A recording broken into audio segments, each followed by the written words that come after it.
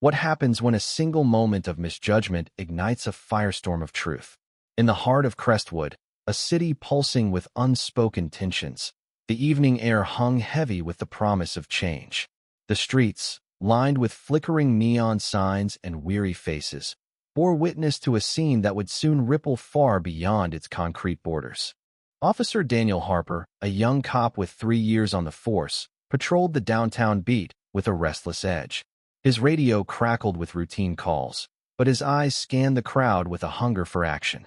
Crestwood wasn't known for peace, and Daniel, shaped by its rougher corners, trusted his instincts over protocol.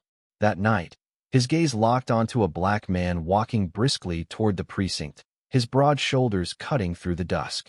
Something about the man's purposeful stride, his sharp attire set Daniel's nerves alight. Suspicion, unexamined and raw, took hold. "Hey you," Daniel barked, stepping forward. The man turned, his face calm but unreadable. Without waiting for a response, Daniel grabbed him by the neck, pinning him against a lamppost. "Where you headed in such a hurry?" The words were sharp, laced with authority. The man didn't struggle, his eyes steady, almost piercing. A small crowd gathered, phones raised, their cameras glinting like silent sentinels. "Officer, you're making a mistake," the man said, his voice low, measured, carrying a weight Daniel couldn't place. But Daniel, fueled by adrenaline and the crowd's murmurs, tightened his grip. "ID now." The man's hand moved slowly to his jacket, pulling out a wallet. As Daniel snatched it, a badge gleamed under the streetlight, not just any badge, but one embossed with the seal of Crestwood's police chief. The air shifted. Daniel's grip faltered, his face paling as he read the name. Chief Marcus Ellison. The man he'd pinned was the city's highest-ranking officer, a figure revered for reforming a fractured department. The crowd's whispers grew louder, their cameras unrelenting. Daniel stepped back, stammering, "Sir, too didn't know." Ellison adjusted his collar, his expression unyielding but not cruel. "You didn't ask," he said, his words cutting deeper than any reprimand.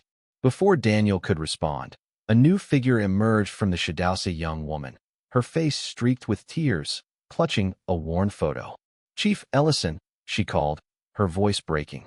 "Please, you have to help me." The twist caught everyone off guard. Her name was Lena, a community activist who'd been trailing Ellison all day, desperate to plead for her brother, wrongfully arrested weeks earlier.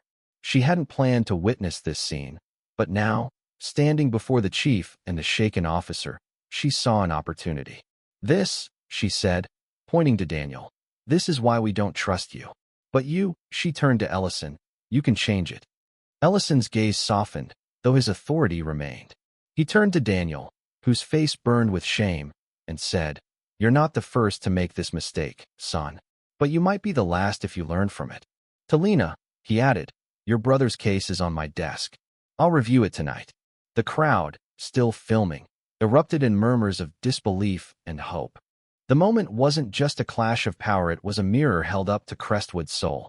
Ellison, a man who'd risen through the ranks despite the city's biases, embodied resilience.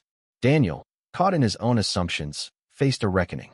And Lena, an unexpected voice, turned a personal plea into a public call for justice. The cameras, ever watchful, ensured the world would see it all. As Ellison walked toward the precinct, Lena at his side, Daniel stood frozen, the weight of his actions settling in. The city would talk about this night for years, how a single misstep exposed raw truths and sparked a dialogue that couldn't be ignored. Ellison's final words to the crowd lingered. "We fix this together, or we fall apart alone." Yindi.